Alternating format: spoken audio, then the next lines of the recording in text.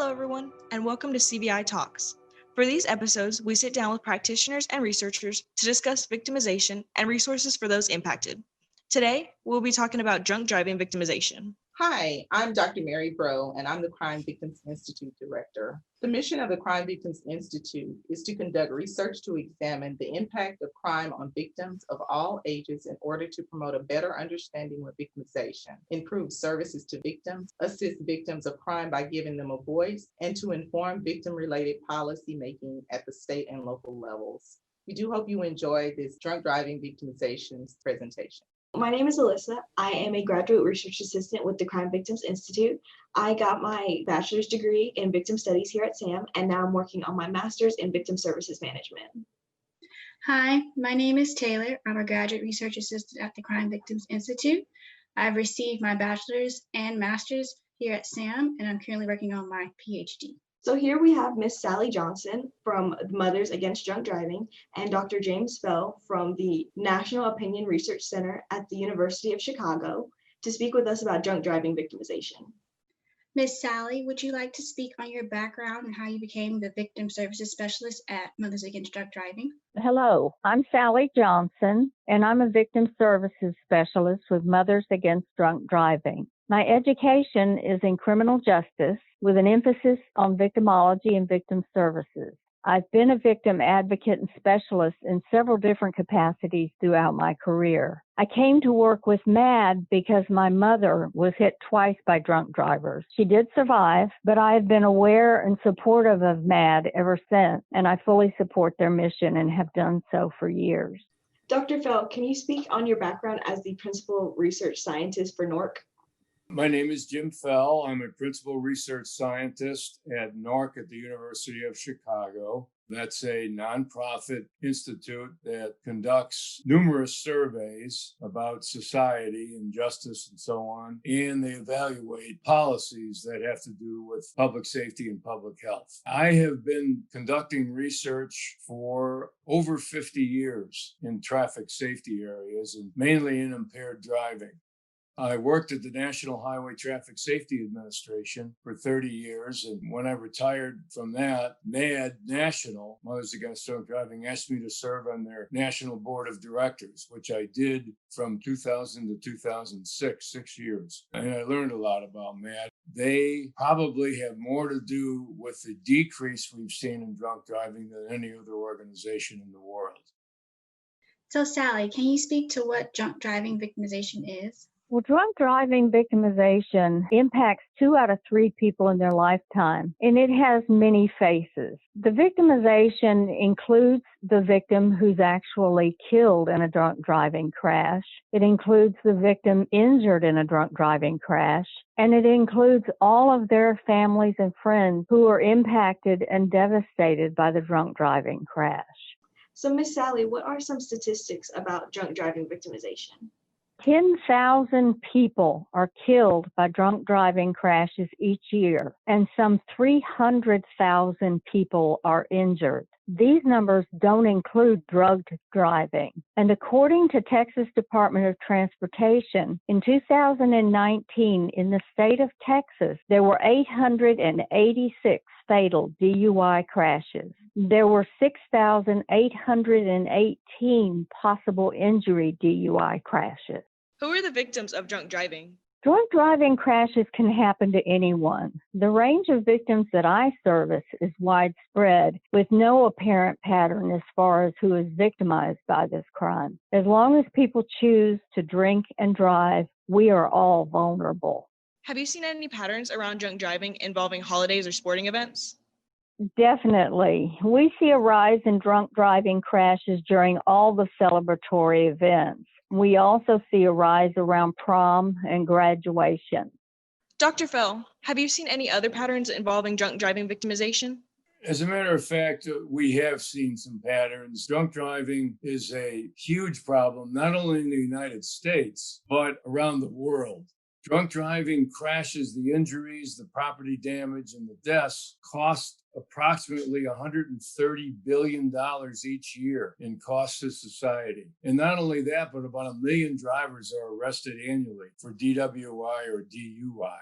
From 1982 to 1998, we saw a huge decrease in the proportion of fatalities involving a drunk driver. It went from 48% in 1982 of the traffic fatalities, and that totaled 21,113 fatalities that involved a drunk driver. 48%. And that gradually decreased down to 30% in 1998 with 12,546 fatalities. But since then, from 1999 to up to 2000, and the latest data we have is 2018, alcohol impaired fatalities have ranged from 10,000 to 13,000, but the percent has stayed around 30%. It fluctuates a little bit in these years in the 2000s, but it's mainly been around 30%. So we've made no progress. While the numbers have gone down, we've made no progress in the proportion of total fatalities that are alcohol related. And if you look at all drivers involved in fatal crashes, we see a similar kind of decrease.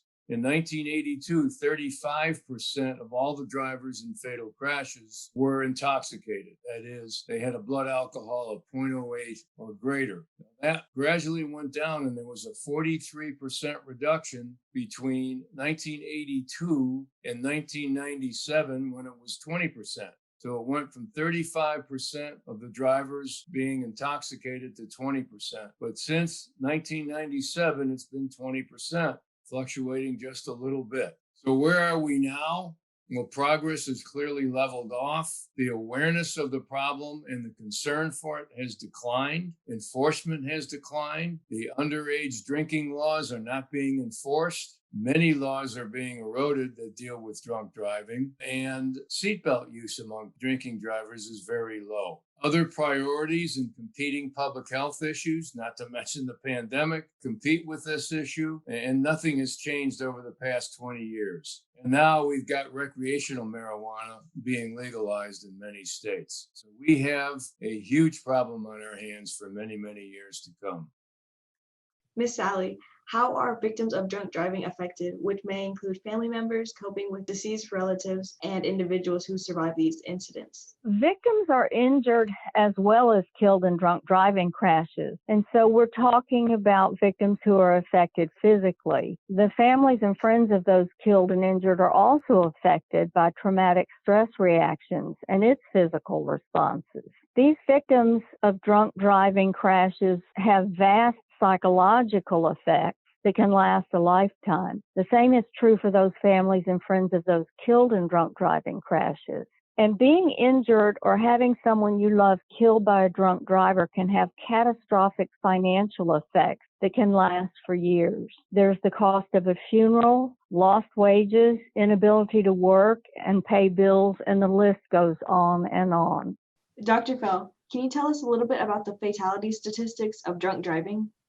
Almost 60% of the time, the fatality in the drunk driving crash was the driver who was intoxicated himself. Now, the reason that it's such a large proportion is that many times these drunk drivers drive off the road and hit an object off the road and get killed themselves. There's nobody else in the car. It happens quite a bit. Drunk drivers tend to fall asleep. They tend to be distracted. They cannot react as quickly as a sober driver. And therefore, you have a lot of single vehicle run off the road crashes at night between midnight and 4 a.m. But there's also a significant proportion of passengers in crashes with a drunk driver, and that's 20%. So 20% of the people killed in drunk driving crashes are passengers. And then there's another 14% of other drivers that the drunk driver's vehicle hits. And that's 14% of the victims. And then finally, there are pedestrians. They're about 6% of the victims in the United States anyway. So a drunk driver hits and kills pedestrians at about 6% of those fatalities involving a drunk driver. Now, that is a much greater proportion in other countries. In other countries, drunk drivers hit pedestrians for the proportion of their fatalities at a much higher percentage, somewhere around 20, 30%. And also, I just wanted to mention that while in the United States, we kill about 10,000 people, the World Health Organization estimates that each year, There are 370,000 people killed in drunk driving crashes in all the countries around the world. And of those road traffic fatalities, half of the deaths are from people other than the drivers in the other countries. So with new technologies such as self-driving cars, do you feel as if they either decrease drunk driving incidents or increase them? We at MAD feel like they are going to decrease drunk driving incidents. In fact, in 2006, MAD launched the campaign to eliminate drunk driving in America to create a future of no more victims. Since then, MAD has supported advanced technology, and in 2017, MAD formally added autonomous vehicles to the campaign's blueprint. MAD strongly supports autonomous vehicle technology, and we hope it will be available as soon and as safely as possible. Dr. Fell, do you feel that self-driving cars decrease drunk driving incidents? Yes, that is the ultimate answer, but that is not going to happen, at least universally, for about 30 years. So in the meantime, between now and 30 years from now, we need other technology solutions. Why do you say 30 years, and what can be done now? Drunk drivers don't necessarily drive current model vehicles. We looked at this in 2004, and only 5% of the drunk drivers in fatal crashes were driving current model vehicles, while 30% were driving vehicles at least 5 years old, and 38% were driving vehicles 10 years or older. So we can't solve the problem with current model vehicle technology. We have to solve it in other ways, such as the driver alcohol detection system for safety. Now, this is a system that has been developed as touch-based when you touch the steering wheel, or breath-based when you just breathe in and out, such that in these vehicles that are being tested, it will detect whether you've been drinking. And if you're over a certain level, a certain BAC level, from the touch or from the breath, your vehicle will start, but it will not go into drive. They're testing this now out on the road with real drivers and real systems. And if it pans out, then hopefully every vehicle currently made will have this technology in it. And that will prevent people from driving drunk. Now, the reason I say that the vehicle will start, because in Minnesota, you want the vehicle to start so you can have heat. And then you have to wait out the blood alcohol level for that to go down so that you can drive the car. So that's the way the system is developed right now, and we hope that this will be in vehicles very soon. Have laws helped to decrease drunk driving? Laws have shown an impact on reducing drunk driving, such as illegal per se laws, lowering the BAC limit to 0.08, administrative license revocation, which means automatic revocation of the license when the driver's arrested, raising the minimum drinking age in the United States to 21 had a big effect on drunk driving crashes for young people. And so did zero tolerance laws for young people. And then vehicle sanctions, such as alcohol ignition interlocks on the vehicles of convicted offenders, have really helped reduce the problem. And then finally, one that you might not think about, but it does have an impact, and that's primary enforcement of seatbelt laws. We did a study of that, and we showed that when a state went to a primary enforcement seatbelt, meaning they could stop you for not wearing the belt, that reduced impaired driving fatalities, as opposed to states that have secondary enforcement, where you have to be stopped for something else, such as speeding or making an illegal turn or something of that nature, before you can be cited for a seatbelt. These laws are helpful, but are they being enforced? We used to arrest 2 million drivers a year, and now we're down below 1 million drivers, and I'm sure it's going to be very low in 2020 because of the pandemic. The estimate for that is 1 DWI arrest for every 1,016 trips taken by drivers at that BAC level of 0.08 or greater. And about 1 crash occurs for every 788 trips taken by drivers at 0.08. And so it's a huge problem for enforcement, and yet we're not arresting as many as we should. Has the current pandemic impacted drunk driving victimization? Well, even though travel was down during the pandemic, that is since March of 2020 to now, while the travel is down, drunk driving crashes have actually increased. We have some data from 5 trauma centers around the country. These are drivers seriously and fatally injured before the pandemic and then during the pandemic. And the percent of drivers who had alcohol before the pandemic was almost 22%. And during the pandemic, March, April, May, and June, that went up to 28% of the drivers had alcohol in their crashes. And as far as cannabis is concerned, it started out before the pandemic at 20.8%. And it went up to 32.7%. So people during the pandemic have increased alcohol and drug usage. Absolutely. MAD has experienced an increase in victims seeking services. According to the National Highway Traffic Safety Administration, alcohol was involved in 50% of injury fatality crashes prior to the lockdown period, but increased significantly to 65% of cases from March to July of 2020. Sally, are there any resources that MAD provides for victims and the general public? MAD provides a variety of resources for their victims. To begin with, each victim service specialist with MAD utilizes resources in their particular area and community. We make referrals to other professionals in the victim's area. We provide a variety of written materials. We have literature to victims and families. We also have a Facebook page. We have a public Facebook page, and then we have a private Facebook page that is accessed by victims and survivors to help support them. We have a 24-hour hotline. We offer support groups, and we do offer the memorial markers that you've probably seen by the side of the road. Resources are offered to victims according to their unique need. Do you have anything to add, Dr. Fell? Yeah, I would just like to say that MAD not only serves victims, and they do an excellent job doing that, but they also were the main reason why we got all these drunk driving laws. Back in 1980, when MAD was established, we had very few drunk driving laws. Yeah, in every state it was illegal to drive drunk, but not much was going on until MAD came along. And they just brought this to the consciousness of America. People used to say, well, old Joe was drunk and he crashed his car, and they would joke about it. And that stopped after MAD made the public aware of how many injuries and deaths are occurring and how devastating it is to victims and victims' families. So, as I said earlier, they more than any other organization, and I worked for the federal government, the organization in the federal government that was attempting to reduce drunk driving, but we didn't have anywhere near the impact that Mothers Against Drunk Driving did. And I just hope that they can resurrect some of this awareness again so that the public understands that this problem hasn't gone away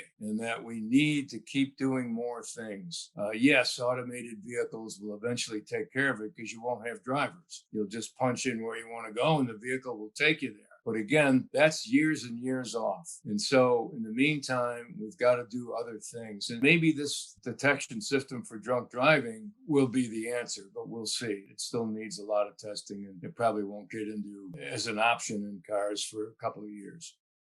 Dr. Fell, I do have a question for you, Yes. and Sally too, if you can answer this question. Why do you think it's fallen off? Is it because the awareness? Is it because I know you mentioned other things, other types of maybe like marijuana or cannabis? Do you think it's just because of different types of victimizations have kind of come along? Why do you think the awareness is just kind of dropped off?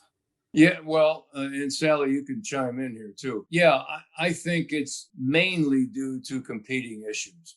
Okay. Too much going on right now in society, not to mention the pandemic, but there's distracted driving, there's drugged driving, there's drowsy driving. There's all kinds of things going on that people should be aware of. And then I think they just forget about drunk driving. And the reason drunk driving still goes on is those statistics I showed you. Only one arrest for every 1,000 trips taken a drunk driver. So they know they can get away with it, and they do most of the time. But the ones who get caught, at least 2/3 of them never do it again. So we still need increased enforcement. We still need police to pay attention to it. And that's another thing. Law enforcement just has too much to do, and they can't do the enforcement that they used to be able to do. Sobriety checkpoints work really, really well. Police stop every driver on a road and check to see if the driver is sober. That is a great gentle deterrent, but it's not done by all the states, and it's not done very often. When it was done back in the 80s, it had a huge impact. Things like that need to be done again.